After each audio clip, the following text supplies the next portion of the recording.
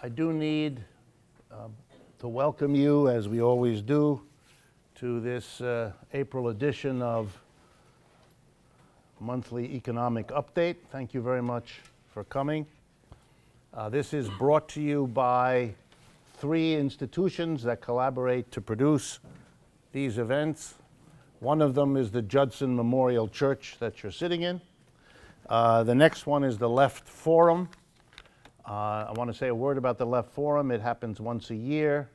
It will be happening this year, the last weekend of May, 29th, 30th of May.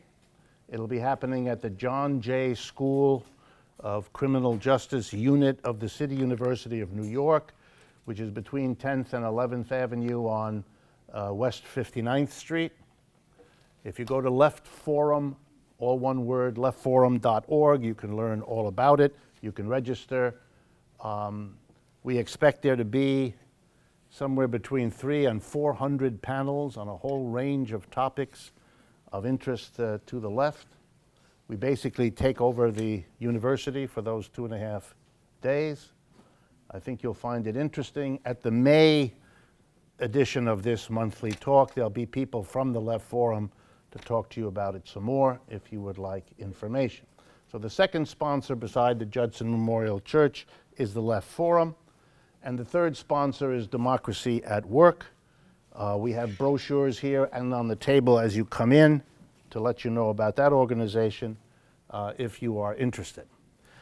Before we go further, I need to ask you please to turn off your cell phones, your tablets, your phablets, or any of those other electronic gizmos, because we try very hard to do a good quality video representation of this talk as we do each time. That's what Brian there in the back is doing. And I want to say a word also to those of you that are watching this on video around the world. And we know it's being watched around the world because we get emails literally from around the world about these monthly talks. I want to let the people who are watching know that all of you come here and contribute $10 to get in here and sit on a seat and participate, for which we are very, very grateful because we have expenses to produce these events, to videotape them, to distribute them, and all the rest. What I would like to do is make that clear to our audience looking at the video, because you too should be helping, not just relying on the folks who come here in the flesh and sit here. So if you're seeing this, please consider going to either of our websites, rdwolff.com or democracyatwork.info, where you'll find a donate button and you can contribute your $10 also. It will be very helpful and appreciated for what we do. Okay. As usual, I'm going to start with a few relatively short items that have happened and that I think are important to understanding what's going on in our economy since we met last in March, and then turn to the more basic topics that we have on the docket today for us to discuss. The first one is a very typical event happening across the country. I picked one example. This is House Bill number 813 being debated as we speak in the General Assembly of the state of Missouri. But as I say, I could pick an equivalent across the country in almost every state. This bill, which is being debated, wants to amend a chapter in the laws of the state of Missouri, governing what people who receive Supplemental Nutrition Assistance Program, SNAP. It's what we used to call food stamps. It's about what people who get food stamp help. I just want to remind you something in the neighborhood of 50 million Americans currently get that kind of assistance. That's a lot of people. Here's what paragraph 2 of this bill proposes. and I'm going to read it to you. A recipient of Supplemental Nutrition Assistance Program benefits shall not use such benefits, this will be the law, to purchase, get ready, cookies, chips, energy drinks, soft drinks, seafood, or steak. Okay? So you will not be able, if you're a food stamp recipient in the great state of Missouri, you will not be able to get cookies because you're a recipient of aid and you must be treated like a person who should be forbidden from getting cookies. Who do you think we normally forbid from getting cookies? Roughly, guess. Good. Children are forbidden to have cookies as a mode of punishment. Put aside whether that's a good idea or not. So this, therefore, is treating the people who receive food aid as though they were children. That's bad children. Good. Children who have misbehaved because they... And I want you also to catch the last thing. Seafood or steak, right? An awful lot of food stamp recipients rush to the store and buy $25 a pound steaks. It's a logical thing to do. What is this about? This is going on across the world. I was going to give you an excerpt of a speech by David Cameron, Prime Minister of Great Britain, who gave a speech in Parliament exactly the same, explaining how poor people have to be taught a lesson. We're going to lower their benefits so they stop being lazy, non-functioning, inadequate, bad children. And by punishing them, taking away their benefits, we will achieve with the people of Britain what the fine leaders of Missouri hope to achieve with the people of Missouri. Ferguson is in Missouri, if I remember. Maybe there's a connection. Maybe there's some link. Why is this important besides the horror of it? This is a process of demonizing people who get help from the government. It's about making them appear to be bad, that there's something wrong with them. That's part of a game in which you blame the victim. That's the equivalent with people of what used to be done with women who would be attacked because they had a tight shirt or something like that. In other words, the fault didn't lay with the lunatic who can control himself. No, it lay with the victim of the situation, as if she was supposed to dress in a way that would prevent lunatics from behaving this way, as if this were her responsibility. It's a way of shifting the problem from where it obviously sits to where you would rather find it, and that blames the person who's victim of this situation. A functioning economy provides work, jobs, for all the people who are in it, who are healthy and adult and can work. It has to provide them with a job. It has to provide them with a decent income. Everybody knows this. Our economy fails to do that. The number of people looking for work right now is 3 times the number of vacancies listed in all job categories. Government keeps that record. So if everybody looking got a job, 2/3 of the unemployed still wouldn't have one. So we have an economy but we can't face that. We can't face that we have an economy that doesn't work. So we blame the victim of the economy that doesn't work, the one who has no work, or, in case you're not familiar with it, the person who has a job, because there's millions of people who have a job who also get food assistance because their pay is too low. There's the famous example, for those of you who haven't heard this story already, of Walmart. The greeters and a whole bunch of the categories of people who work at Walmart get paid so little money for the hours that they're given, They want more hours, but Walmart doesn't give them more than a certain number of hours. And that means they get such a low income that they qualify for supplemental nutritional assistance. These people who are paid too little by Walmart. By the way, the 6 members of the Walmart family are among the 10 richest people in the United States. They together have somewhere in the estimate of 80 billion, with a B, $80 billion. So they sit at the top of the pyramid because there are tens of thousands of people who sit at the bottom of that pyramid, and they get nutritional help because Walmart doesn't pay them very much. But you can all rest easy because those people who don't have enough hours and get paid crap, while the Walton family sits at the top, those people will no longer be eating cookies in Missouri.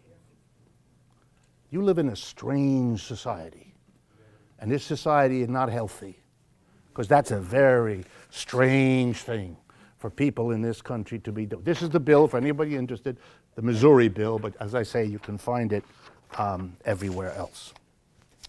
Second item.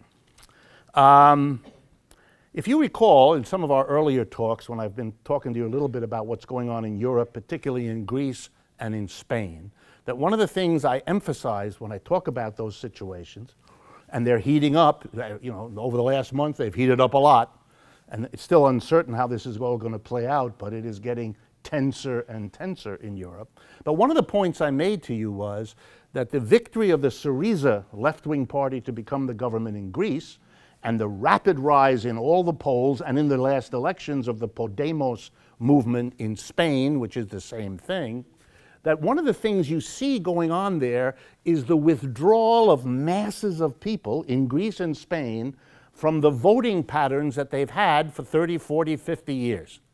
In those countries, they had 2 major parties that they voted for, like we do, Republicans and Democrats. And for a while you have the Republican, and then you have the Democrat, and then you lose track, because what difference does it make? And so large numbers of people don't bother, since it doesn't seem to matter. They have had those experiences there. But because of what's happening, which is what we're going to talk about later, to global capitalism, to our economic system, it is turning people into angry, bitter, and one of the few ways people have to express it is by no longer voting the way they always did. Their mother and father may have voted this way, and their grandparents, but they're not. They're breaking out of their habits.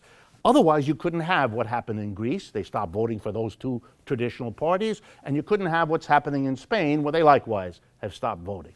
Well, we have a new member of the group. There's going to be an election, I believe on the 7th of May, or very close to that time, in Great Britain. And the people there, the polls are pretty clear, a massive withdrawal of the British population who are not going to vote for the Conservatives, that's who's in power now, David Cameron, or for the Labour Party. Miliband, I forget his first name, David Miliband. What? Ed, because his father was Ralph, that's right. Ed Miliband, the Labour Party. Neither of them is going to get the kinds of votes they used to. Neither of them is going to be able to govern on their own because they can't get enough votes. Where are the votes going? You'll be interested. In each country, as people pull away, they find a different way to express themselves. In Greece and Spain, they're going to far left-wing parties. That's where they're going in the main. Not in Britain. Why? Because Britain doesn't have anything like the left-wing movement and history that Greece and Spain do. So the Labour Party is losing votes, you'll like this, to a candidate, a female candidate, who's now the leading politician in Scotland. And it's part of the movement of the Scottish people to quit the United Kingdom. This election is going to be like they had one a few months ago that I also talked here about. This is part of the disintegration of the United Kingdom, because the people's anger is taking the form, we in Scotland don't want to be part of a society that works this way. So that's a more left of center. Cameron is losing to the United Kingdom Independence Party, I believe it's called, UKIP, UKIP, something very close to that. This is a right-wing party that is anti-immigrant, anti-participation in Europe. They want to close in on themselves. They just as soon tell the Scottish folks to go and to make a smaller... This is the breakup of a society. The reason it's important is these are signs that the normal way we have been living for decades in the West is breaking down. You see it in economics, obviously, but now you're beginning to see the reverberations and the forms politically that this same process takes. And I will have more to say when we meet in May, because that election will then have happened and we'll be able to say, talk a little bit about what it means. Also in the last month, we've had two examples of buying American politics. This is important, not just because we've always had economic and political corruption, which is true, we always have, which is an interesting thought and ought to be more discussed than it is, but it is getting really wonderful, and if not for the sadness of it, then just enjoy it with me for the humor of it. Okay. In a drive to improve competition, all businesses, when they have a speech to give, all leading businessmen and women get up in front of the Rotary Club or the Kiwanis Club or any one of those other things that they have, the Chamber of Commerce, and they give a speech about the joys of competition, something they work ceaselessly to avoid and get around all day, every day. But on Sunday, it's like going to church. For some people, going to church is that moment when you can talk about how you'd like the world to be and even how you'd like yourself to be, because you have to compensate for how you actually have to be the other 7 days, right? So I'm sure that excludes everyone in this room, but other people have that problem. So anyway, competition. Comcast, you all know Comcast because you're all giving a lot of money to Comcast. Comcast is in the process of buying Time Warner Cable. You know them, you're giving them a lot of money too. Comcast is going to buy Time Warner. That's like an enormous giant eating another enormous giant, so you have now two enormous giants condensed into one even bigger giant. This, of course, is going to improve competition, isn't it? You will now be able to choose any one of a dozen different cable companies, all of whom are the same cable company. But you will have free choice to choose any choice you want as long as it's what they tell you. Or you can look at the box and there's darkness and you miss out on the games or the movies that you want to see. In order to take over, we have a ritual in the United States. It's a very old ritual, and in case you've never been to one of these rituals, I advise you to go. It's not as funny as Jon Stewart, but almost. This is called a public hearing. This is when a government agency is required, just for an evening or two, to humor the public, to humor people with the absolutely stunning illusion that anything they think or want has any relevance to anyone in a position of power. This is your chance to come, babble, observe the members of the board sleeping, talking to one another, scratching various parts of their anatomy while you speak, but deeply concerned with your point of view. And the way you know that is when you're done, they thank you. And they call the next person who comes in and repeats this activity, and it can go on into the early hours of the morning because that's how they basically clear the room. They just keep going until you have to get up in the morning to go to work, so you have to leave. Maybe you've had your chance to say your words that nobody will ever remember, or you haven't. It doesn't really matter, and you learn that over time. But it's always important, if you want an approval, to create the illusion that people in the community want to have happen, whatever it is you're in the business of arranging. So Comcast needs to go through the ritual. And the ritual requires Comcast to bring a whole lot of people to the public hearing who get up and say, I want Comcast to buy Time Warner. You know, it's an urgent issue. You can see how excited you all are. So, the New York Times, of whom I'm often critical, but to be fair, they did a good job. On April 6th, not very long ago, 2 days ago, or whatever it was, they carried an article.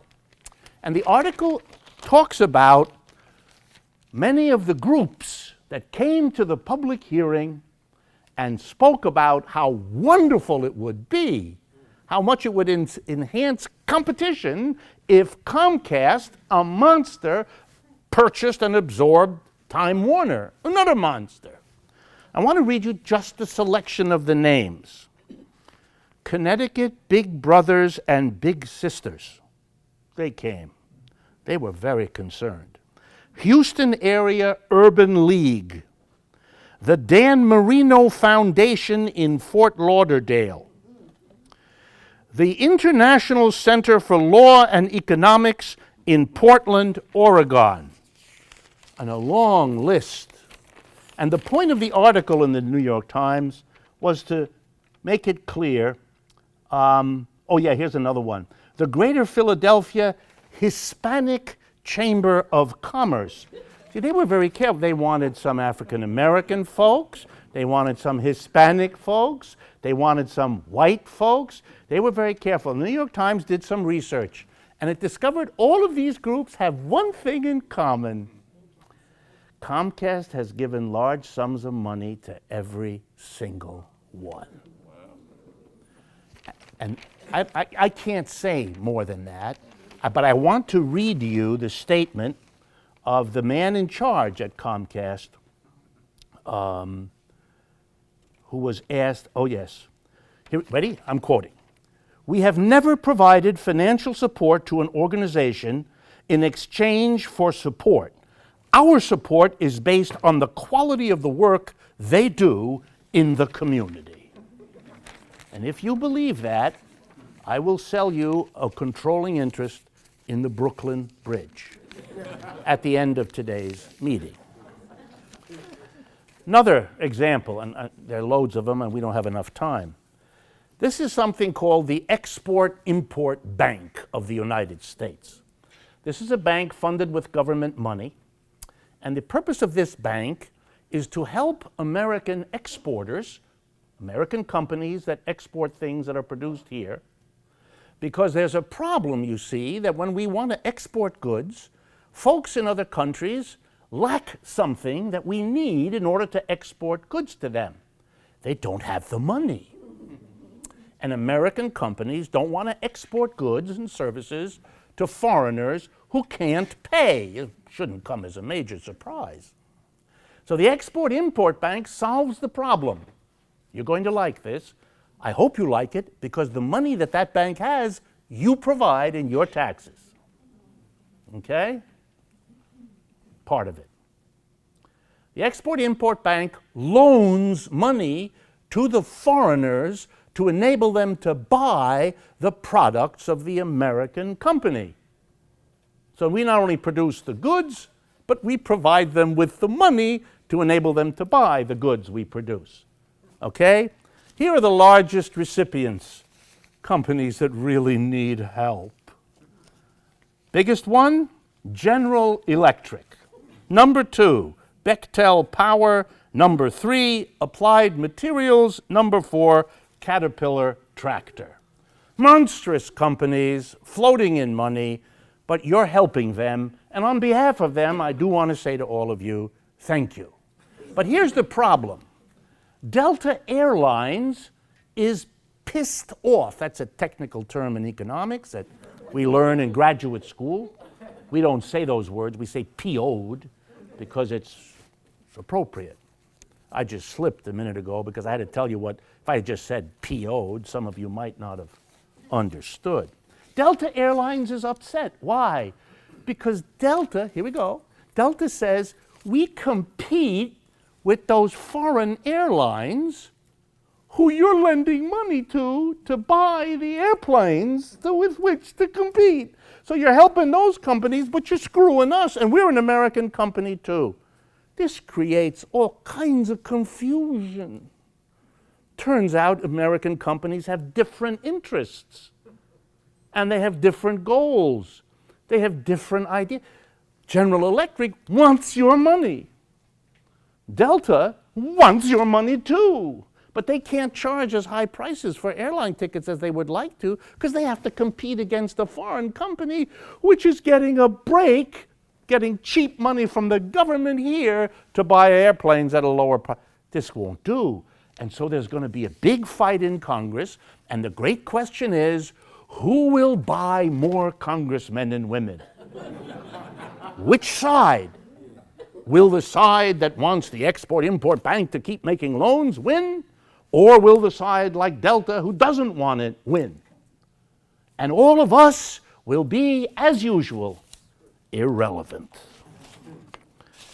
That's the way the system works. Last thing that we have time for in the way of short things. Two pieces of information this last week. It's a little bit of my I told you so, but every now and then I indulge myself. I've been telling you that we don't have much of a recovery, and the so-called recovery we have really only affects the top 5 or 10% of the population, and the rest of us have no recovery. The only thing that's unfortunate is that we keep reading about the recovery that passes us by, and the point of that is, of course, that we blame ourselves for not participating rather than blame a society that has a recovery for 5 or 10% of the people, having put everybody through the ringer in the crisis. So here are two things that happened that reinforce the notion that we don't have a recovery. First was the jobs report for the month of March. It came out last week. 126,000, I believe, was the number of jobs that were created. That was way, way, way, way, way down from what had happened in earlier months, and there was a revision of earlier months reducing what they had originally announced. That kind of number means you're not creating enough jobs even to provide jobs for the new people entering the labor force. So not only do you not reduce unemployment, you make unemployment worse because there are more people, high school people graduating, entering the labor force than there are new jobs. But that wasn't the only thing. I was struck by a report from the Economic Policy Institute in Washington that gave an interesting number. It was the percentage of people who are unemployed who are collecting unemployment benefits. It's at the lowest level since 1975. Currently, 23.1% of people who are unemployed are collecting unemployment benefits. That means that 3/4 of the unemployed aren't getting anything. And why is that? Unemployment benefits are paid by the states. It's both a federal and a state program that's shared, but it's paid by the states. And since 2011, 9 states have reduced the number of weeks for which they will provide it. It used to be that 26 weeks, half a year, was the standard. 9 states, most of them in the American South, reduced them. And so we have a poor recovery because in the past, much larger numbers of unemployed were given assistance, which of course they used to buy goods and services, which helped the economy go. We are now having high unemployment, but even more, cutting back the amount of money we give to people and cutting back the number of weeks we support them. And that means that they don't have the money, and that puts a depressing impact on the economy and helps explain why this recovery is as poor as it is. Okay. So much for the short items. I wish I had a more uplifting one. But then again,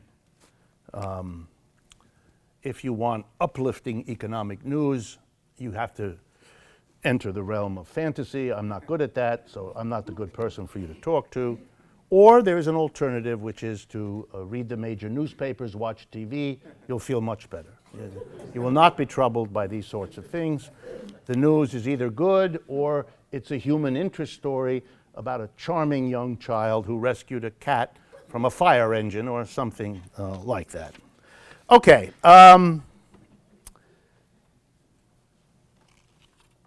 The topic today is economic change, political change, and how change happens and what kinds of change are happening.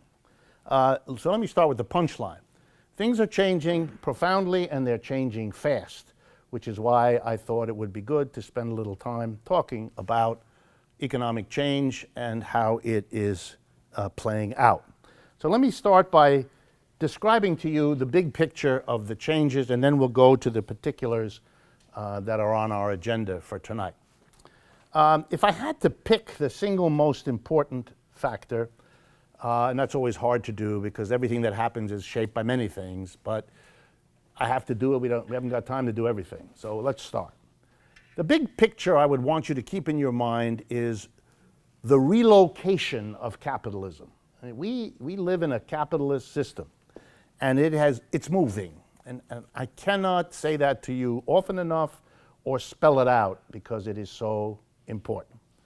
Capitalism is a system about 250 years old, 300 years old. Started in England, spread from England to Western Europe, from there to North America, and from there to Japan.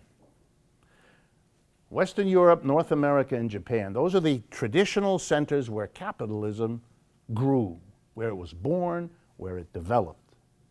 And as it grew, it was a very successful system. It pushed the previous system, feudalism, basically out of the history of the world. It overcame and destroyed slavery in many parts of the world.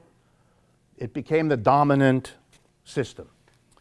And it concentrated its facilities, its factories, its offices, its stores, in the places where it was born and grew. Cities and towns in Western Europe, North America, and Japan. But as the capitalist businesses grew, they needed things beyond what was in these towns and cities where they grew. They needed raw materials to work up. They needed food for the growing numbers of people that were coming to the cities and towns. And they needed workers. Because if you're going to grow, you need more people. The people were all in the countryside. So cities and towns grew in the last 300 years. If you go back 200 or 300 years, places like New York weren't there. London was a tiny place. Paris was a tiny place. What we take for granted now as modern cities, that's part of capitalism that created those things.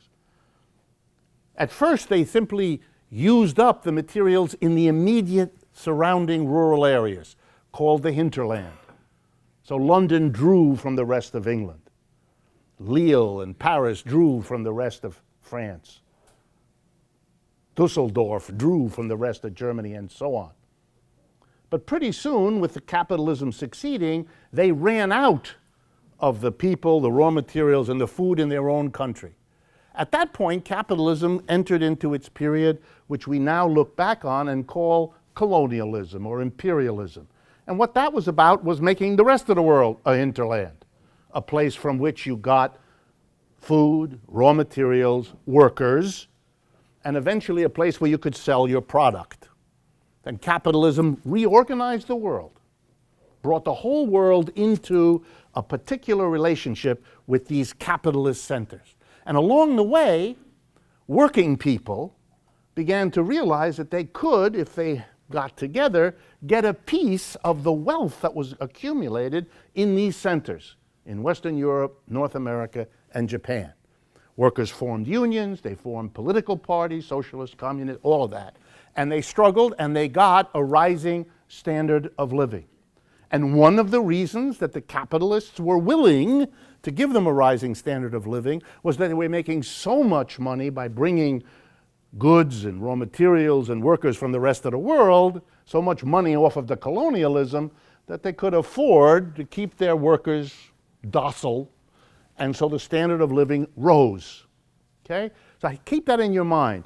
Standard of living and wages of workers in Western Europe, North America, and Japan rise for 250 years, and the standard of living everywhere else falls.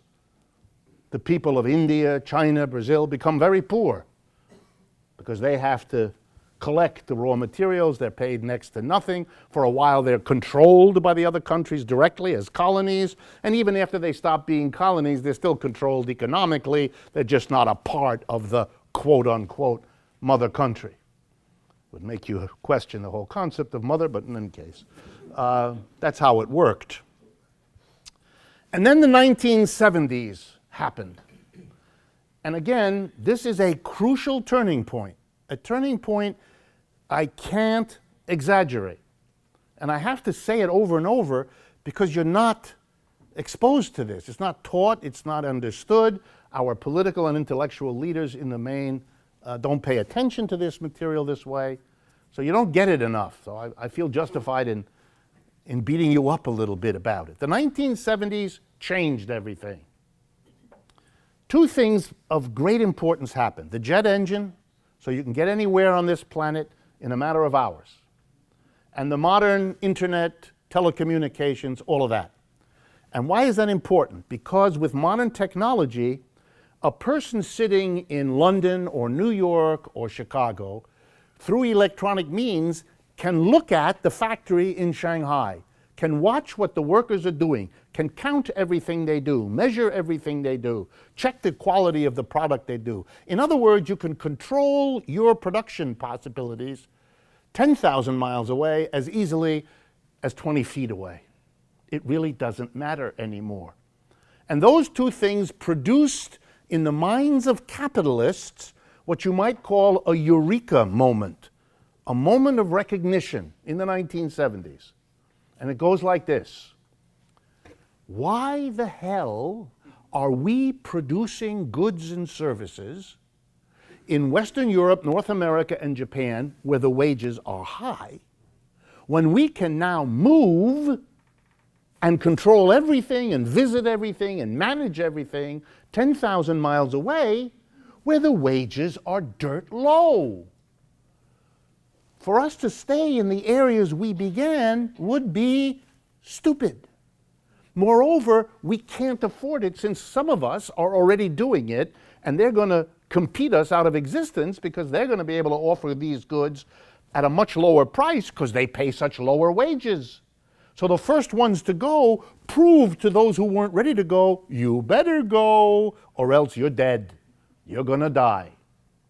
And so we have seen for 30 to 40 years a massive movement of manufacturing, first and foremost, out of Western Europe, North America, and Japan to China, India, Brazil, fill in the blank.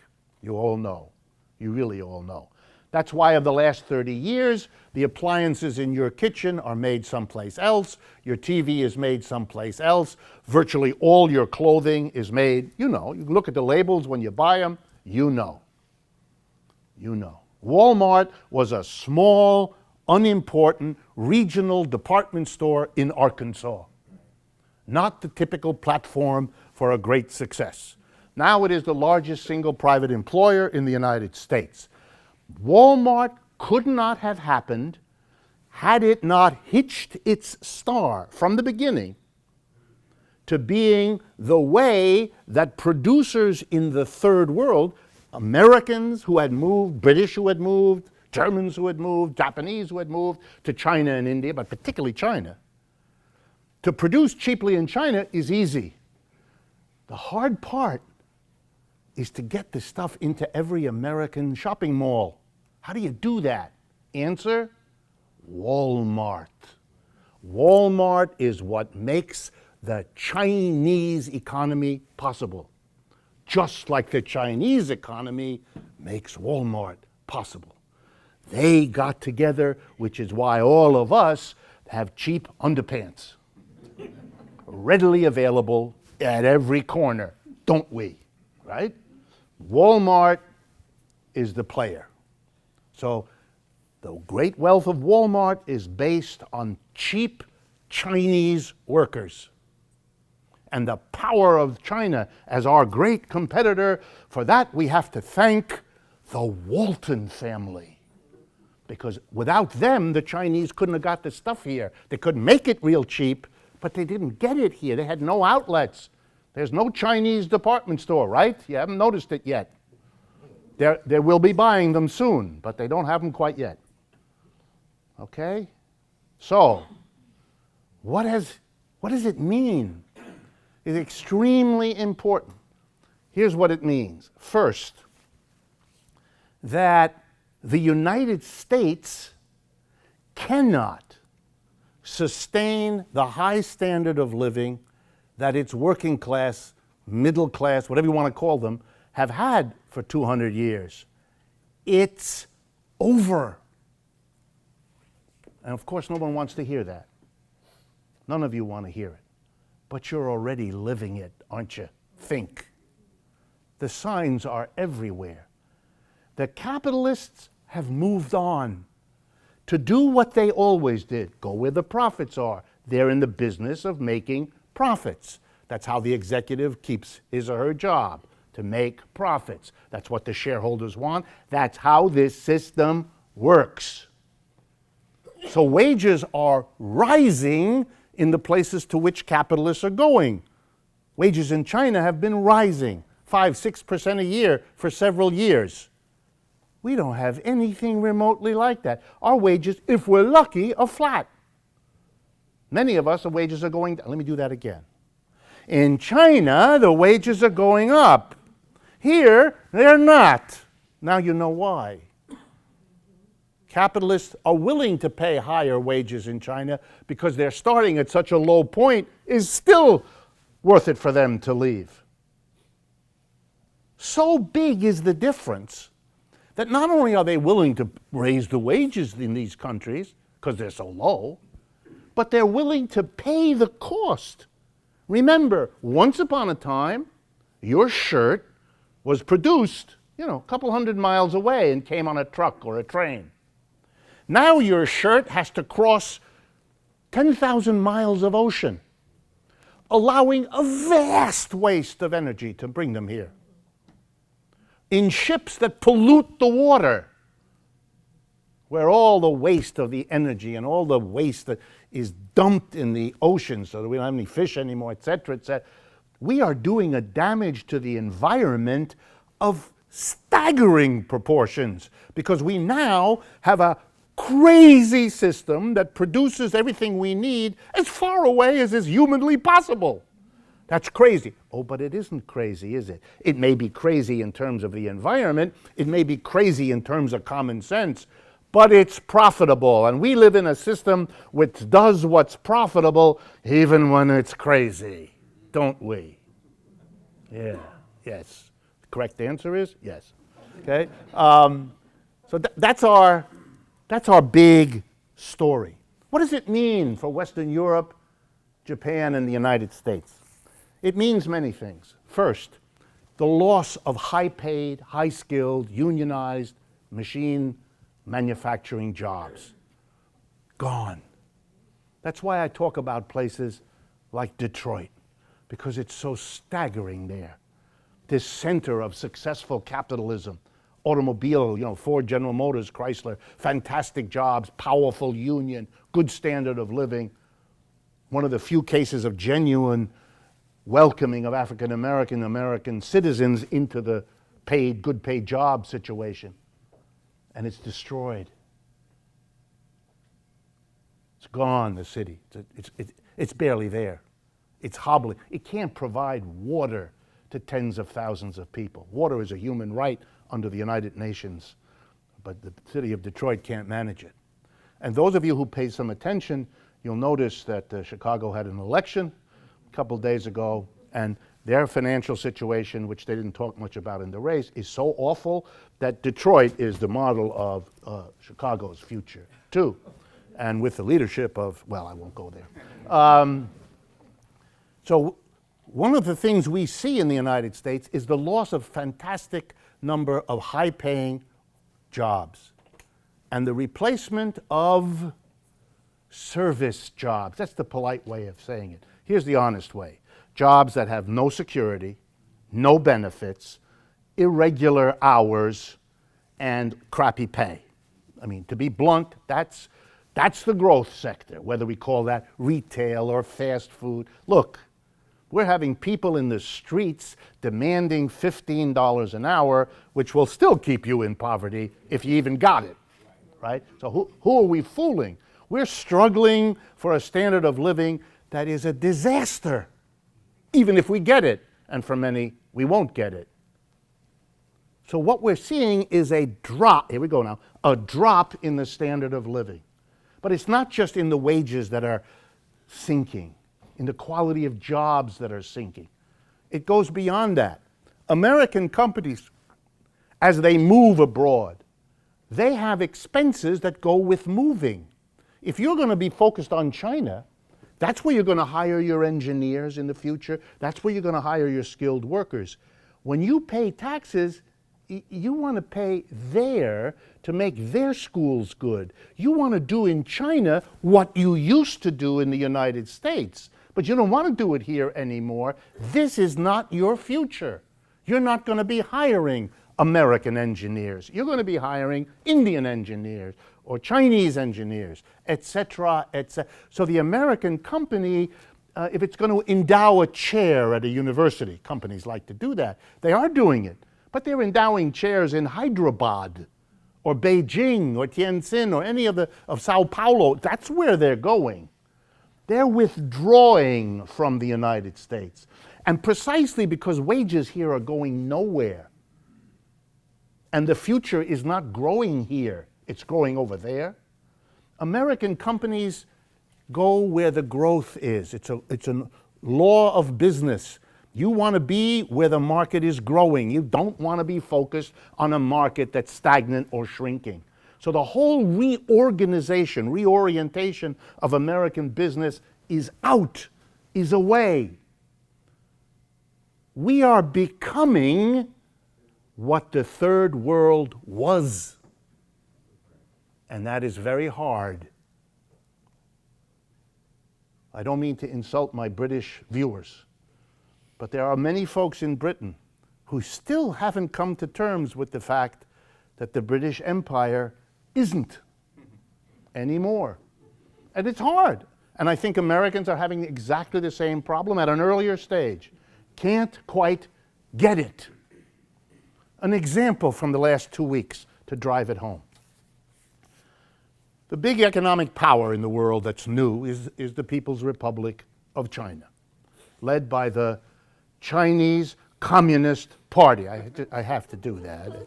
I'm no devotee of the Chinese Communist Party, heaven knows, but there's something Americans have got to come to terms with, other than pretending that the world doesn't have these troubling realities. So the People's Republic of China, they decided they don't want to depend for money that they want invested in their country to build up their infrastructure, their railroads, their roads, their harbors, all of that kind of thing. They don't want to rely on the Asia Development Bank, which is basically controlled by the United States, and they don't want to rely on the World Bank, which is also basically controlled by the United States. So over the last few months, they have created their own development bank. And this made the United States very unhappy. And President Obama, as well as several other people in his administration, told our allies, you know, Britain, France, Germany, and all the rest, not to participate, not to become partners with China in this new bank for developing infrastructure in Asia. And we told that to all of our allies, and all of our allies demonstrated the ability to raise a middle finger on either hand. We weren't sure they had that capacity, but they did. And they all joined. The United States said we shouldn't join. The United States isn't joining. The United States isn't joining. Now the United States is the only country that isn't joining. Even the Japanese are now rethinking their initial statement that they weren't going to join. They're all joining. They all want to get in on the good deals to develop China. And they really like the United States. Boy, do they. But business is business. And we're going to do what we got. The United, it's so upset Americans that the former Secretary of the Treasury, Lawrence Summers, Larry Summers, some of you know him. He has his own blog, his own where he writes. He wrote that in his view, this is just this last week, we will look back on the last couple weeks in this bank fiasco as a turning point in modern economic history. I wouldn't take this historical insight all that seriously, but it's interesting that a person like him would be as upset as that in talking about it. But it's a sign, if you need it, that everything has shifted and that the standard of living in the West is under attack. Capitalism's growth, capitalism's vibrancy is someplace else. And therefore, the United States is not the place to invest in and not the place to hope for. And it shows. How does it show? I think Americans, whether they could put it in these words or not, already understand what the Europeans understand, even if it's a little bit below the level of full consciousness, that things are not working real well, and you better be careful, and you better try to get something to hold on to, because otherwise you risk losing everything. Look at the young people. This is the first generation in our country who cannot get but a BA degree with $10,000, $20,000, $30,000, $40,000 worth of debt. Facing a job situation and an income situation, they'll never be able to pay it back. And they sure as hell can't get married or have children or any of the other things that life used to mean, because the economic conditions are too difficult, too uncertain, too up in the air. What do we do? How many signs do you need? How many people on the street begging do we have to see in New York City before it dawns on us that something is not going right? Those of you who saw, I believe it was today's New York Times, of that white cop shooting the black man running in the other direction. Where was South Carolina, I believe that was. How many of these incidents are we going to have to read about before we stop thinking it's this particular cop or this particular incident? There's something wrong, right? It's been wrong a long time, but it's blowing out of control now, how often this is happening and how stark it all is. People are scared, and when people are scared, especially when they're not self-conscious about it, they look for ways out. And then things get ugly because they're worried about being lost in the stampede out of the burning house. How do we get out of here? How do we save ourselves? Now let's go back to the way we began today. We could be large-hearted and help the people who don't have enough income and don't have a job through no fault of their own and who are getting food stamps. We could work with them. Some of us do, but others of us, don't want them to have cookies. We don't want them to have cookies or to eat those steaks. That's nasty stuff. You know, for those of you who take ethics seriously or your religion seriously about, you know, caring for your fellow human being, it's going to be harder and harder to survive in a society where the room for that is shrinking all the time. But that's not because we've lost our way spiritually. It's because we're under an incredible economic stress and everybody's trying to hold on. Now let me give you the examples of it. The first one is in Europe. Europe in some ways is worse off than we are. And the irony is, it's because they take care of their people better. They provide many better social services than we do. I've been through that with you. Again, for those of you that weren't here then, you know, in France, I use that as an example because I know that country better. In France, the minute you graduate from high school and you enter the labor force, you get 5 weeks paid vacation. That's the law. Okay? I can see from some of your faces. Believe me, I didn't make that up. Okay? And that's many countries in Europe have one or another version of that. They all have a national health insurance, basically. They all provide low cost or free public education right through university in many cases. I believe all the countries in Europe have long ago banned the death penalty. They don't kill people. Never did understand why they had this peculiarity, but they don't kill people. We kill people, they don't kill people. They always figured there's something better than killing a person that you can do if you found them guilty of a crime, even putting aside the question. And that one of the results of the protections built in, because their left and their unions and their socialist and communist parties are strong, one of the results of their protections is when hard times come, they lay people off. They haven't got the flexibility that we have here and in England. So they couldn't create as quickly part-time jobs and short-hour jobs. They can't do that. They had to go through a lot of legal trouble, for example, in Germany, to create these kinds of part-time jobs. So it's ironically, they protect their people better, and it's made their unemployment much higher than we have here in the United States. But that drives home to the people of Europe how bad their situation is. And they face conditions worse than us. Unemployment rates in Greece and Spain, 27%, right? This is staggering. This is many times what we have here. Whole generations ago. Young Greeks are leaving the country in the way they haven't done since the 19th century. What is going on? The Europeans are struggling, and in that struggle, everyone understands we are losing what we had.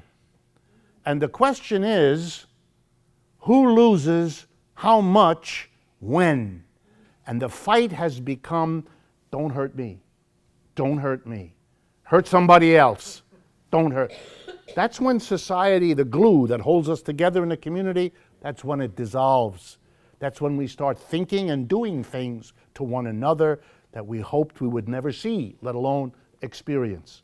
You can see it in Europe every day. The polarity in Greece between the mass of people who support what's going on and the other side, which is beside itself, feeling that if these leftists win, they're going to take care of the poor and the middle, and the rich are going to take it in the chin or elsewhere. Same fear in Spain. When the Spanish government, which is a right-wing government now, it's not like Greece, the left is growing in Spain, but the government that came from the last election is a right-wing government. When the right-wing government took away benefits like cookies from poor people, when they did that and the left wing protested, the right wing, I will never forget this, I was watching on television, on the internet, the right wing delegates, who are the majority, stood up in the parliament and cheered the taking away of benefits of the poor. Wow, they cheered. And you know what they said?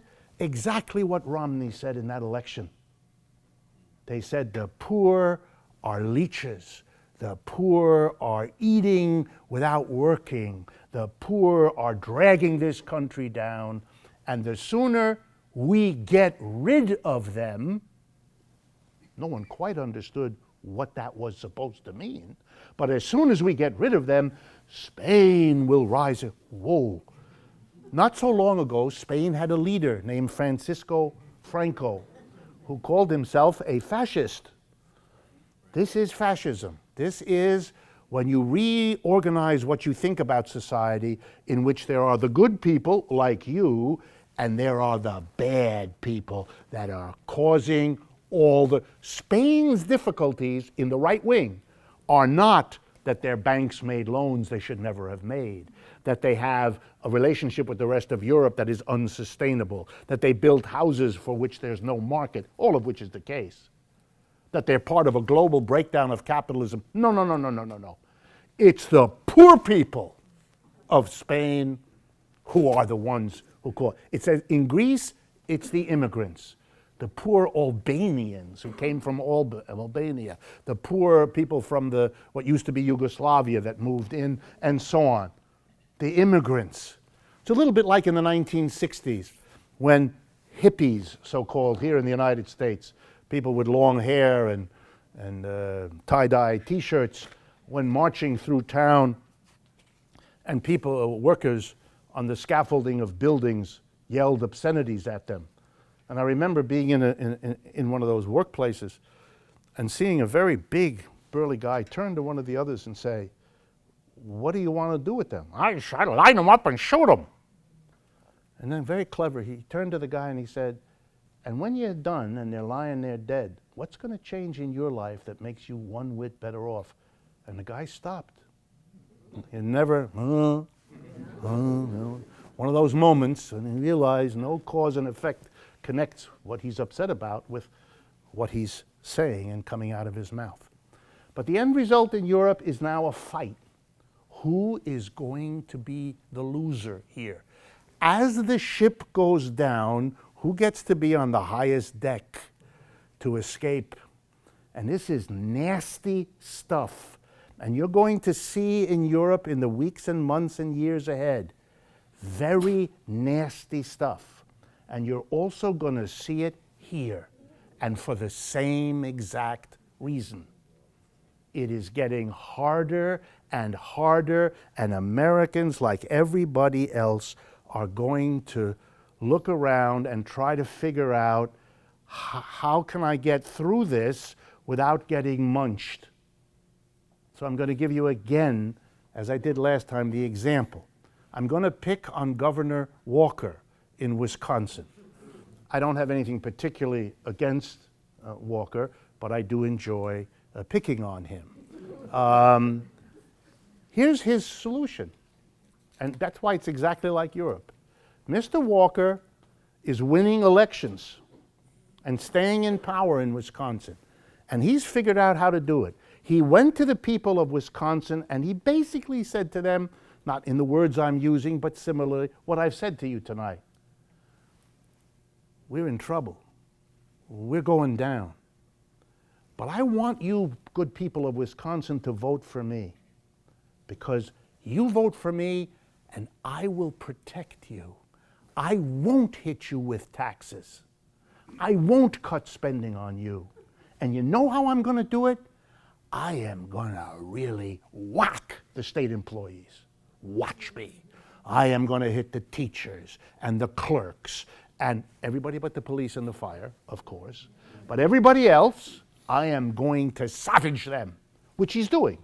He destroyed the union of the public employees. You know, he changed the law so they can't do the collective bargaining that they did before. He's cut huge numbers of their jobs. He's cut their wages. And now he's attacking their pensions, which is being done all over the United States.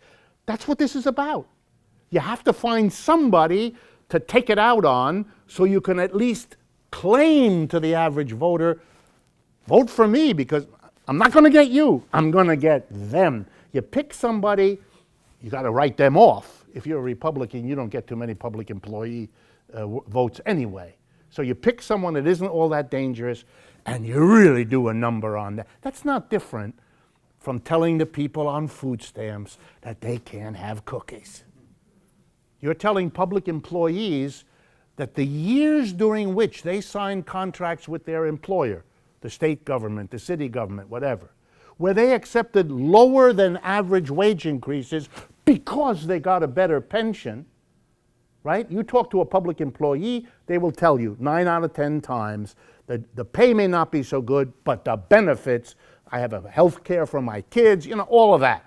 So everybody knows that public employees were paid with benefits more than private employees in many cases. That was part of their pay package. That was promised to them 5, 10, 15, 20 years ago, and you're simply not delivering on the promise because it's politically convenient in a society going down to focus everybody on some group that you can learn to hate and despise as though they're bad and they're cheating and they're grabbing because it's a nice cover for you to escape being taken down with the ship as it's sinking. I wish I could tell you something different. I can't. While all this is happening, remember the basic story of relocation. Capitalists went from Western Europe, North America, and Japan to China, India. And they went, why? For lower wages. End result, higher profits. You can all buy your clothing at the same price or cheap, but they're making more money because they're paying some worker in China $100 a month instead of paying X $100 a week in this country. So for the companies, they're making a fortune.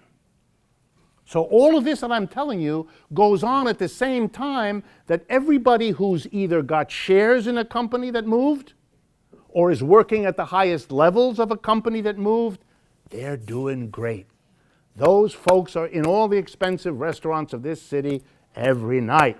That's where you can find them. A lot of them are right there, or they're going to the opera. If you haven't been to the opera in Lincoln Center, go and ask for a ticket.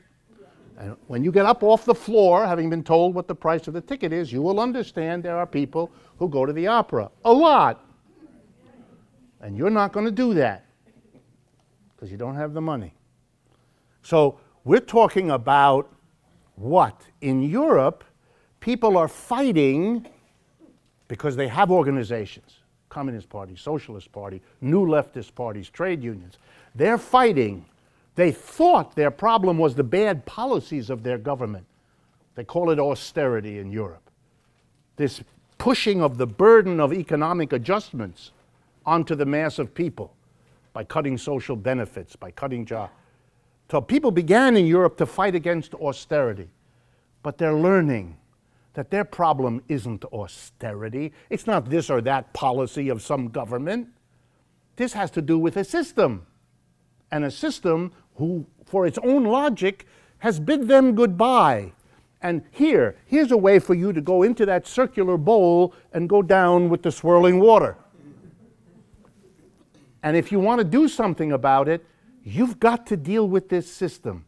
Changing political parties is itself, what does it do? Everything then depends, even if you change the party, on what that party is going to do. About what? About this system and how it works.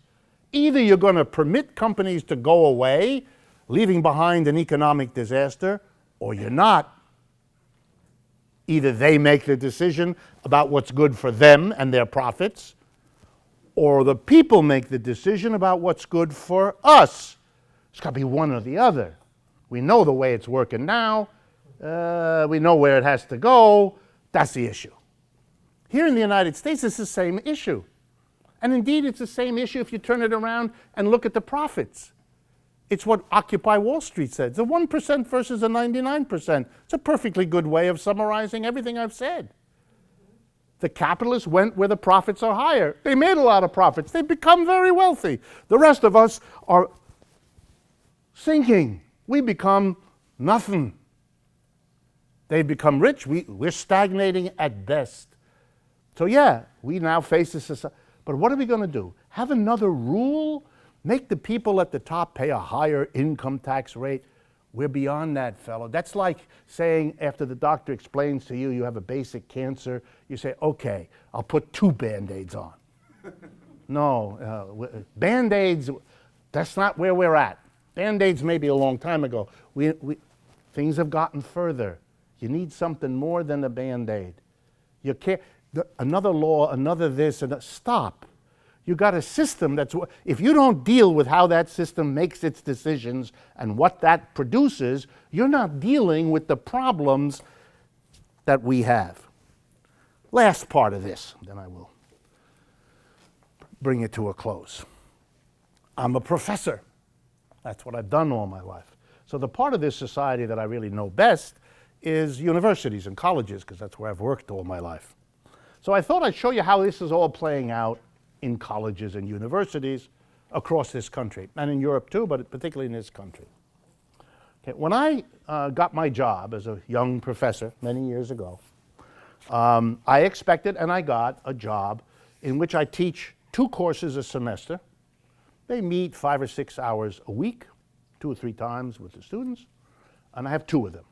And I teach from September to the middle of December, and then again from the end of January to early May, or something like that. That's my job. I have to supervise PhD dissertations. I have to sit on committees. That's my job. And my job has built into it time for me to read, time for me to write, to do research, time for me to prepare it for publication, so I keep up with my discipline, and then hopefully I can teach the latest stuff to my students. That's the idea. That was the idea. That's all gone. The vast majority of my students can't get those jobs because they don't exist. Here's the way most universities and colleges are now organized in the United States. They hire 1 or 2 people. In my economics departments that I've been in, typically we had somewhere between 20 and 35 professors in a department. Today, you'll hire 1 or 2. They'll be called professor. All the teaching will be done by a peculiar thing called an adjunct. An adjunct, which is close to the word junk, you should keep that in your mind. An adjunct is a person who teaches And the only difference between that person and a professor is that you paid the professor, you don't pay the adjunct. The professor gets $10,000, $20,000, $30,000 a course, and the adjunct gets $2,000, $3,000, or $4,000 a course. This is not rocket science, folks. This is the way the university can do what it has to do cheaper. It's the equivalent of moving the underpants factory from Cincinnati to Shanghai. You're getting the job done, but little detail. If you pay a person $2,000, $3,000, $4,000, $5,000 a course, they can't live. So they have to teach 6 of them, maybe at 3 different universities. So they can spend a lot of time running back and forth from Queens to Bronx to Manhattan to Staten Island or wherever the hell they are, barely keeping up, have to do all the grading, all the paperwork. It's an impossible life. You're exhausted, you get burnt out. You're angry, you're bitter, all for good reason, since you were led to believe you were going to be an academic of the old kind without anyone telling you the old kind isn't available anymore. So you're full of angry people. Every state, 50 states, 50 of them cutting the budgets for their higher education. 3/4 of all higher education, college and university, are public institutions. Higher education in the United States is something done by the government. Only 1/4, it's actually even less than 1/4, is done in private schools. So higher education is a public activity which is being destroyed by not being given any resources. But the private ones are becoming businesses too. They're caught up in this craziness. So it's happening there too. They're also using more and more adjuncts and graduate students. So there's no time for research really. That's over. The research is being more and more done in those places that have held on to at least the semblance of the old university. The Harvards and the Yales that are so rich that they can indulge a little of that in the way that the public schools can do less and less of. The quality of the education is poorer and poorer and poorer because we're not allowing the people to have anything like the leisure, the space, the encouragement to be good teachers. Are there still a few good teachers? Of course. There are people who love it and are good at it, and they'll survive in any case.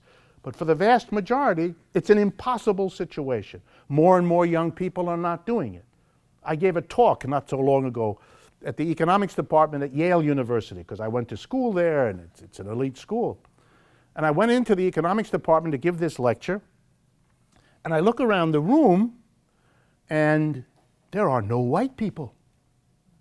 There are no white, everybody's brown, one shade or another. Enough of a shade that I don't associate that with American white people. So I made a joke. There were a few in one corner. They were all sitting together, like it was dangerous maybe not to. So they were all sitting together, and I said, well, it's nice to see, a few. I made a joke. I'm trying to loosen the situation up here a little. And they quickly jumped up and said, no, Canadians. They didn't want me to make the mistake. There were no Americans. There were no white Americans. There were actually hardly any Americans of any color. They were all foreign students. Why, I asked at the end of this lecture. They said, nobody wants to go to graduate school. What's the point? The jobs are terrible. The pay is lousy. The conditions are awful. The future looks grim. So we're filling up the university graduate schools with the well-to-do children of foreigners who can say, oh, I want to go back to my country after a few years, have a nice degree from Harvard or Yale, looks really good on my desk there, and I'll get a good job in the government somewhere in my African country or my Latin American or wherever they come from. I mean, it's fine, and they're good students. It's not about that. But it tells you something. Americans are discovering this is a dead end. Well, friends, there's nothing to say about this. This is so crazy, you really are in the asylum now. You're not looking at the asylum, you're in the asylum. Why? Because everybody who teaches anything about the future of the American economy will say the same thing. In a world economy where everybody's competing against everybody else, the thing that the United States needs to have any chance in the future is the biggest, best trained workforce possible. That's your number one. Get the people, get them educated, get them capable. That's what will, and what are we doing? We're doing the opposite. We are dismantling our higher education system. President Obama's recent initiative about community colleges, if I had time, I would go into it. I don't. But if you look at it, there's only one way to describe it. He wants to do for community colleges what will be the following. It'll be like converting a regular high school into vocational education. Everything is being talked about getting young people in the community colleges ready for the jobs in their environment. So we're going to give you 26 courses on how to be a dental hygienist, right? We're going to give you what you need to fit into the slots of what? Of industries whose major activity is moved out of the country. So what are you going to be trained for? For services that are left, like dental hygiene. I don't mean to pick on dental hygiene. If anybody here is a dental hygienist, I get my teeth cleaned regularly. I appreciate it. But you got to understand what I'm saying. The notion that education is a value, that to a society that cares about its people, that wants us all to be educated so we are better friends, workers, political leaders, neighbors, all the things that make for an educated life. We're not doing that. That's giving way to what is another sign of a society going down. Now the very last part. How does change come to a society like this? I'm going to use here the example of how change came out of the feudalism that preceded capitalism. Feudalism was the system in Europe, 600 AD to 1600, 1,000 years. System of lords and serfs, rural. How did capitalism happen? How did we change? Two things happened in feudalism. And keep them in mind because I'm going to tell you the same things are happening now. First, slowly, a criticism began to grow. Feudalism is no good. The lord has too much power. The lord abuses his power. The serfs have too little in life. They can't lead a decent life. They can't have a proper existence. And the pressure and the criticism grew. We all learn some of the great thinkers in that process. Rousseau, Voltaire, all of that. The people who criticized feudalism. You know, the United States made a revolution against King George III in England, a feudal monarch. We too come out of the rejection. We wanted freedom, equality, democracy, none of which feudalism gave a damn about. You know, the king made all the decisions. You did what you were told. When the king passed in the street, you took your hat off. If you didn't take your hat off, they would take your hat off with your head. So you learned, take the hat off, bow down, swear loyalty. The criticisms against the system grew until people couldn't stand it anymore. And they made revolutions. They did the unthinkable. They said to the lords, that's it, party over, no more feudalism. And we are going to repay you just the way you dealt with us. You either go along with this, or we're going to separate you from your head. And if you ever studied the French Revolution, they did a lot of that. They had a special little gizmo where you leaned over and put your head in this thing. A big weight came down with a blade on it, and you and your head forever went different directions. Okay? And that was the end of you. They did a lot of that. But the question always was for these revolutionaries, okay, just like the question many of you have in your mind, what happens next? What do we do if we're not going to have lords and serfs? And what they did was the only thing you could imagine them doing. They looked around for what other model is there? And they found one in the cities where serfs who had run away from the land gathered, and where people who couldn't be a lord or a serf, because they were Armenians, or they were Greeks, or they were Jews, or somebody who couldn't find a place in feudal society, they had a new setup in those cities and towns. They weren't serfs and lords. They were people who made a contract with one another. One person said, you know what, I'll work for you. You pay me Lords and serfs never did that. You pay me. At the end of the week, you give me some money. I'll work for you Monday to Friday. You get to keep everything I make. It's yours. You pay me. That way I'll live. You'll get the fruit of all my labor and make you rich. It's okay with me because it's a different arrangement. And I think it was the great idea of the feudal revolutions, of the American Revolution, the French Revolution.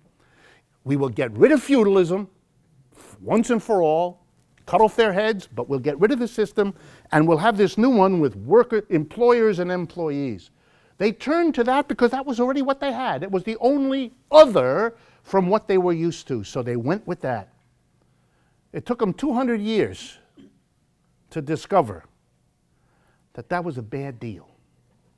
That the capitalism they got, the employer and the employee, wouldn't bring them liberty, equality, and democracy. Wouldn't. In fact, it would disappoint them because it would reproduce the unequal income, the unequal wealth, the unequal power that the few people in feudalism had. So now what? Here we are tonight, part of a country and part of a society, Western Europe, North America, and Japan, where we're making more and more profound criticisms of capitalism literally every day. When it's not just a few folks in church basements. Half the jokes Jon Stewart tells have that in them, don't they? You know, I was on the Bill Maher show last summer. What's that about? Why me? Right? And we had a conversation about Marx on Bill Maher. Think about it. Right? So things are happening, the criticism we got. But here's the question. What are we going to put in its place? Same question. What do we have around us that will give us a better shot at having the equality, the democracy, the fraternity, the decency that the people who revolted against feudalism had hoped for, thought they could get with capitalism, and have now discovered capitalism ain't gonna do it? Well, we do have something. We have worker co-ops, that's right, that's why I talk about them. We have another way to organize the most basic economic unit in our society. The things that produce the goods and services without which we can't get dressed in the morning, we can't eat our breakfast, we can't get to work. All the goods and services we live on can be made in a radically different way. Not with an employer and an employee, but rather with a community of people who are themselves both the workers who do it and the bosses who decide about how it's done. A cooperative exists in all of our history, across all of our communities. Those examples have always been there. And the question is, will we be smart enough not to go down with this ship, but to realize that the name of the game of economic change, which is all around us, is to grab hold of what's going on and realize that the criticisms we have are reaching a crescendo in this country. That's why people are not voting for the traditional parties. That's why I chose to tell you about the British elections that are coming, and why I've stressed that about Greece and Spain as well. The old way is breaking down, just like it did in feudalism in the 18th century. The question is, are we able to take it the next step? Are we able to identify another way of organizing our society so we can pin our hopes on moving to that, the way the people who revolted against feudalism pinned their hopes on that capitalism, now that we've lived through a capitalism proving to us that it doesn't deserve the confidence anymore of people who give a crap about the quality of their lives. And if we don't do it, the next generation will have to do it, and they'll do it under less good circumstances than we have, because they're going to be a lot poorer than we are, and the tensions in the community are going to get worse and worse. The picture of that cop in South Carolina shooting the black man who's running in the opposite direction away from him in the back. If you haven't seen it, take a look. It's horrible, but it's a lesson you'll never forget. This is a society that is spitting out. It can't handle its problems. It can't do it in even the not so good way it used to do it. It can't. It's spinning out of control. The wrong people are in the wrong place at the wrong time. So many times that it isn't the people anymore. It's a set of circumstances. Too many people are finding them in the impossible situation too often. So I end by appealing to you, really, in a way that's a little bit different from what I've done in the past. Not only to remember that I didn't create any of this, I'm just trying to explain it to all of you, but to make you see, if I can, that the time has come, and I'm going to quote my friend Chris Hedges, who says this all the time. The time has come where, you know, you got to put down your normal life and you got to recognize nobody asked to be in a revolutionary situation, but that's what we're moving into. And all the signs are in place. A revolution happens when people find the existing situation intolerable.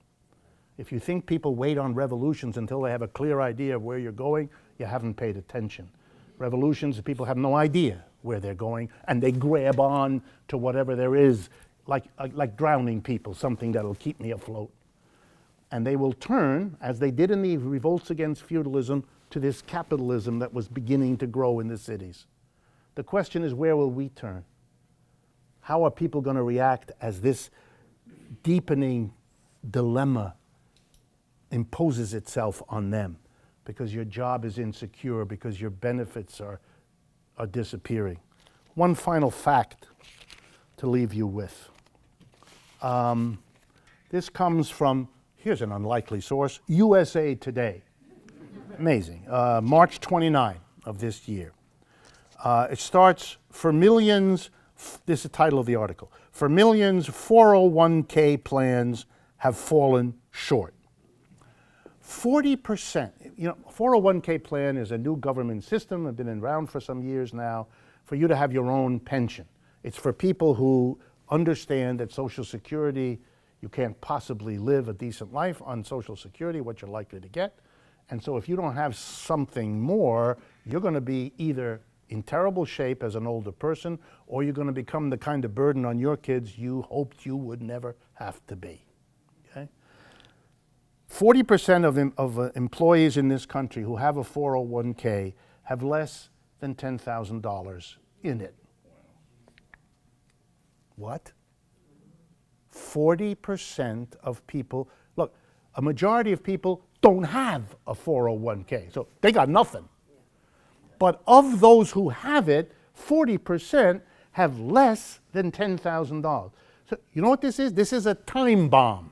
As the American population gets older, which we're going to do, it's kind of pretty sure we're going to get older, and more of us get to the age of relying on pension, we are getting to an age to rely on what isn't there.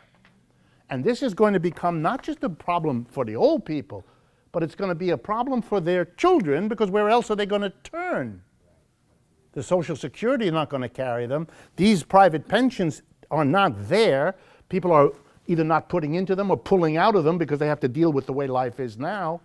The most popular kind of mortgage being written in the United States today is called a reverse mortgage. It's the way that people who own their house can have the bank give them money every month, which is basically changing the equity, the ownership of the house from your folks who have it to the bank.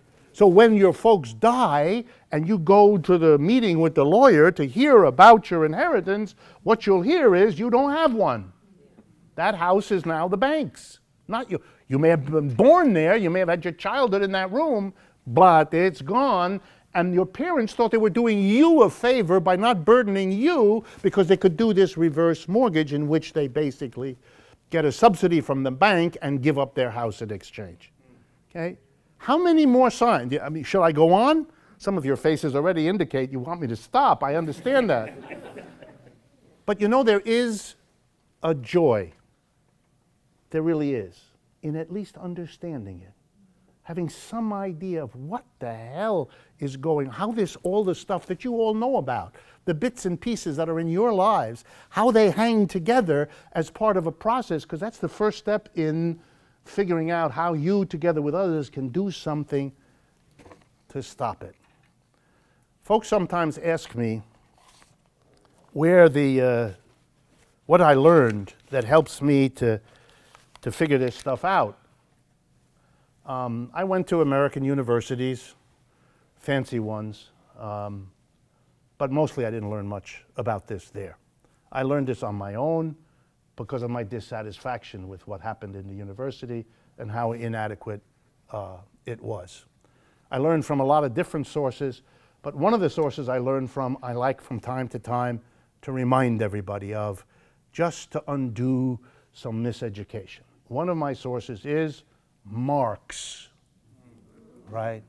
Karl Marx. So if that bothers you, I'm sorry, but I learned a lot. And I would advise those of you who have never had an opportunity or taken the time to read a little, it's worth it. Smart guy. Figured out a lot of these things. You can learn something from him. Did he have all the answers? Of course not. Did he make mistakes? Sure. But to not read what he said, that is the biggest mistake you can make. That's refusing to look at the critic of capitalism, even though you know that this is a system that desperately needs criticism. He's the most famous critic. You see it needs criticism. Why you wouldn't read Marx is the strange thing. It's the logical place to go. It's a place where you can learn. If you find what I do in these monthly meetings interesting, which most of you very kindly let me know you do, then it's not just me you need to thank. Karl gets some credit too. Yes? Which would you suggest to start with? Yeah. Well, let me answer it. Marx was a very prolific writer. So the problem isn't what, the problem is he wrote too much. He was a professor, so I mean he was trained to do this kind of work, but he got involved with workers' struggles as a young man in Germany, where he was born. And the way the government wouldn't allow him to continue to be a professor, because he was a rabble-rouser for them. So in those days, they didn't punish you by killing you, and they didn't punish you by putting you in jail. They punished you by exile. They made you leave.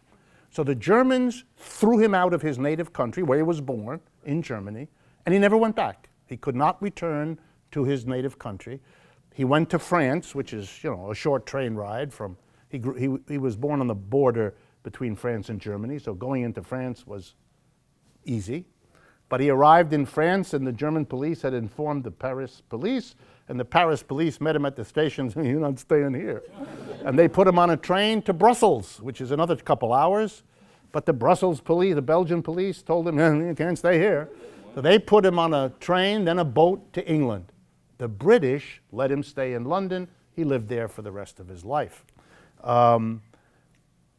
He wrote in 1848, he was a very young man, and there was a revolution that spread across Europe, very exciting, the revolution of 1848. Every European country had an explosive revolution. We even had similar things here in the United States in those years. And he got all excited, and he got so excited that he thought capitalism was going to be overthrown. This was a little premature, to say the least. But he was a young man, and, you know, it was springtime, and he got into it. And so he wrote a manifesto of revolution called the Communist Manifesto. An awful lot of people who read nothing else of Marx read that. That's nutty.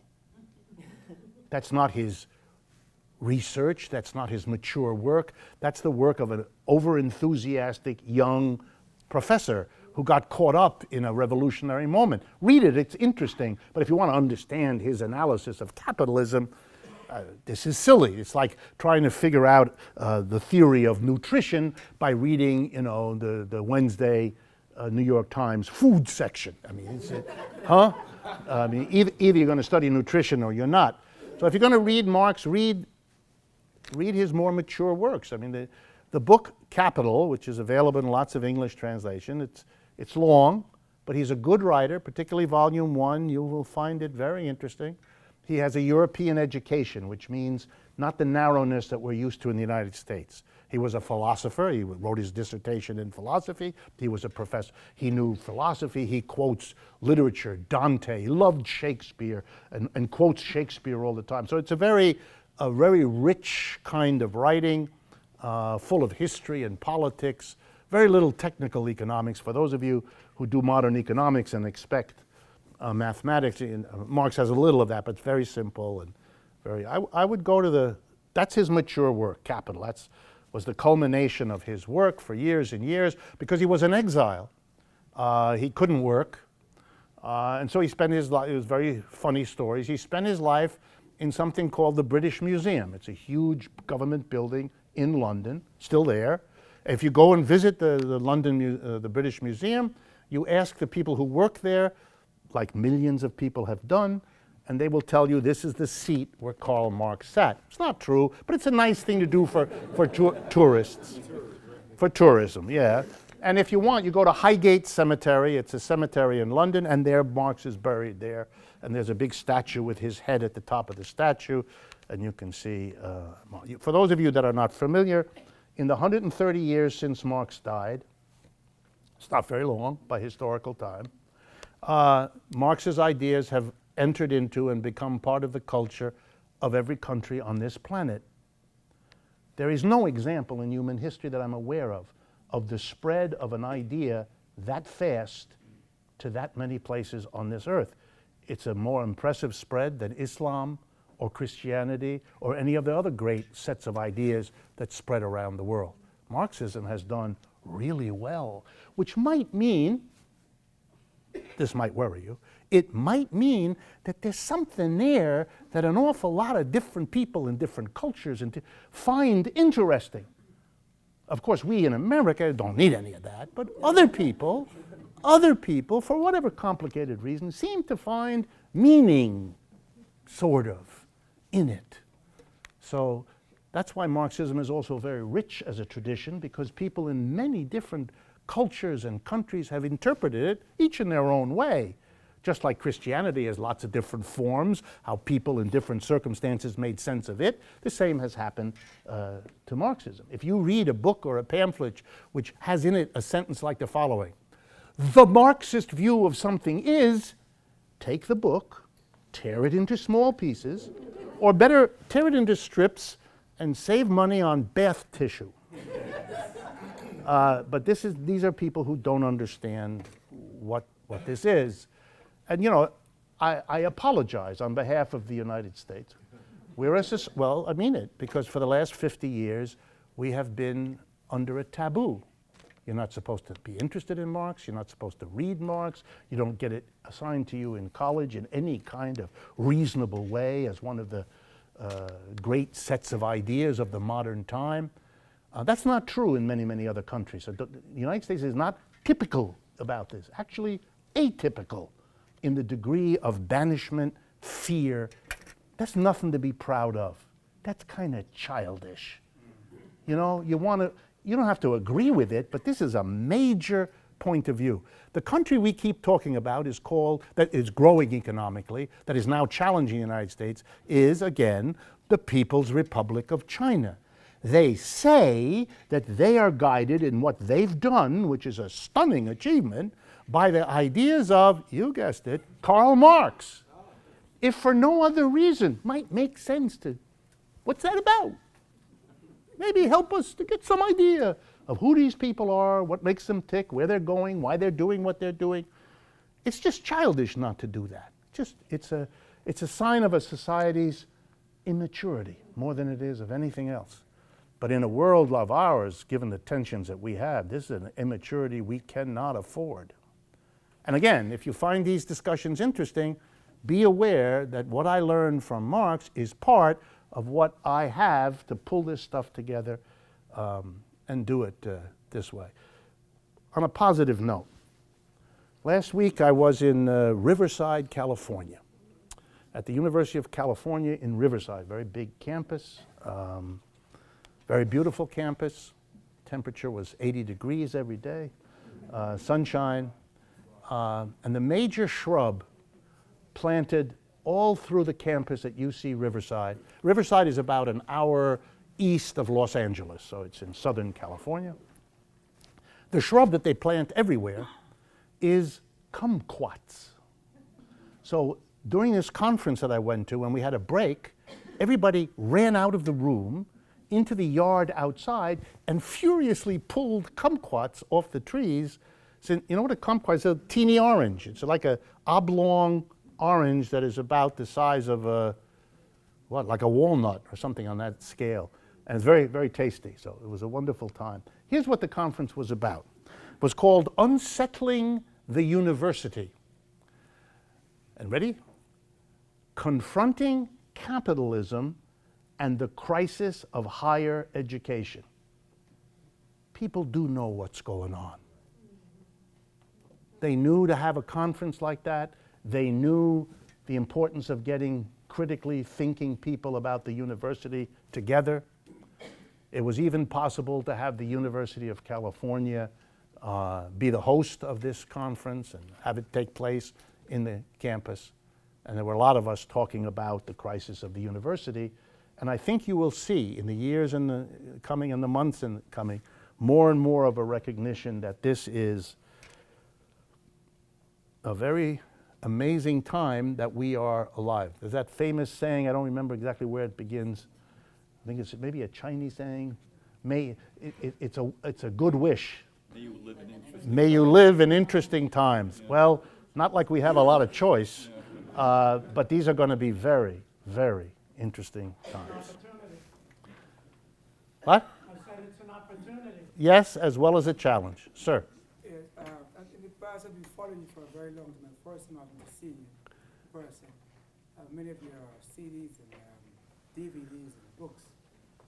You talk about the Tobin tax and you talk about taxing the wealthy. There's a tax called FATCA that goes around the Caribbean. Foreign Transaction Compliance Act, something like that. You know anything about it? No. But I know that in many parts of the world, I'd love to learn about it, Well, but I don't know if you could, but I have good. Leave me with a something. note from the bank that I've been dealing with from the Caribbean. Yeah? And they I can me tell from your accent. And if a bank does not comply with the Foreign Account Transaction Act, they're going to be fining them 30% of the investment in the United States. So I'd be losing 30% of my investment if they don't cooperate. So Good. you have Thank you very much. Yeah, by the way, around the world there are growing numbers of demands for such acts, demands when the acts already exist that they actually be enforced. it's called FATCA. FATCA, it's very close to fat cat. It just loses the last T. It's a law that applies in Trinidad and Tobago, right? And it has to do with forcing banking. Like a step back, just so you all understand. If you move money out of the United States, you are then less controlled than you are if you're an American who has your money here. So if you're rich and if you have a lot of money, it behooves you. That's a wonderful word. It behooves you. It means you've got to be an idiot not to do the following. Move some of it out so that whatever happens here, you're not stuck with whatever the laws are that have passed here. You can escape. What can you escape? Well, here where we get creative. Foreign institutions often do not have an obligation to report what goes on in the account to the United States government. When you do something with a stockbroker here in New York or with a bank in New York, that bank has reporting requirements. It has to tell the government all kinds of things it does with your account and the money in it. Ditto with the stock market. So the government can check up on you by following the trail of your money. So if you, for example, have done something that's illegal, or you have not reported income that you're required to pay tax on, and so on, you do that in your American account, the government can find it if it's looking for it. If you put your money elsewhere, it becomes harder for the government. They don't get a report from that bank necessarily. There are even countries that have a law that forbids their banks to report to another country. For a long time, Switzerland was the famous example of where you could have an account. But there are actually dozens of countries where you can do that, that do. The new law That I don't know. Says, yeah, it passed in 2010, 2010. More and more around the world, more and more, I don't know, I'll have to read it. Usually requires reporting. If you take your money there, right, whatever interest you make or whatever movements you do with the money, the bank have to comply with the U.S. government tax department. Yeah. And the reason is American wealthy people, like wealthy people everywhere in the world, have spread their wealth around. Wealthy people in America long ago did not keep all their money here. When they talk about their deep commitment to the United States, usually on the 4th of July, it is something that should lead you to smile inwardly and then go and get a good drink, because this is not serious. Their financial advisors, those people who give you the big speeches on the 4th of July, their financial advisors have shown them that they must keep a significant amount of their money outside the United States to save taxes, to have freedom of movement of the money, and so on. Just like I've told you in the past, if you walk up and down Fifth Avenue, tonight, at the end of this program, you walk up and down Fifth Avenue, you will notice that most of the apartments on Fifth Avenue are dark. And they're dark because nobody's in there. And nobody's in there because those are not apartments purchased by people who have any interest in living in the apartment. Those are wealthy people around the world who don't want to keep their money in wherever they are, because that's stupid. Because in their country there could be a revolution tomorrow, there could be a change of government, there could be catastrophe of one kind or another. And where do you want to keep your money if you're wealthy? In that country where wealth is best protected. And for most people around the world, that's the United States. So they bring, been a big boon to us. It means that that's why the prices are crazy for apartments. It's not Americans who are buying all these apartments. It's mostly other people who have huge amounts of money, and this is like a bank. Buying an apartment in New York is putting your money in a place where it'll probably grow in value, but in any case, it's safe from your own countrymen. So on the equivalent of the 4th of July in your country, you stand up and tell everybody to give their heart and soul to the country. You would never do such a thing yourself, and you never have. And that's true of American wealthy people, just like everybody else. The wealth department at all the major banks talk to their clients all the time about a prudent investment strategy. And the first law of that is, don't put all your eggs in one basket. One of those baskets is called the United States, and you don't put all your eggs in that basket. Get out. Own some euros, own some Japanese yen, own some Chinese renminbi, whatever it is, spread it out so you're not dependent on the decisions of any one part of the world. Yes, ma'am. So what would happen in the United States if we had a devaluation of the dollar? It would be another major sign that the ability of the United States to play the role it has played for 50 years is coming to an end. Like that business with the Chinese bank of the last 2 weeks, the Chinese Infrastructure Investment Bank. It would be the sign that the United States is no longer the safe haven. If you devalue the dollar, it means that if you have assets in dollars, they're now worth less than they were before. So if you have a $10 million apartment on Wall Street that you could sell at any time for $10 million, but if the dollar is devalued, the $10 million isn't worth what it was before in your own currency. So it means the United States is saying to all the people that have brought their money here, you made a mistake. This isn't the safe harbor you thought it was. And the first reaction I would expect, a massive exodus of wealthy people, not getting rid of all their holdings here, but reducing them dramatically. And what might that mean? It would mean the fastest drop in the value of apartments in the city of New York that anyone has ever seen. And that would include all of us who own our apartments, because it would go from the top, but it would affect everybody else. It would see a real ratcheting down, absolutely. We have benefited from a real estate boom in which the rest of the world brought their money here. If we give the rest of the world any reason to do less of that, so it will be. Yes, sir. First of all, it's true that these meetings are the second Wednesday of every month? Yes. Good. This is my first. I listen to you on the radio all the time. You say why people don't teach Marxism.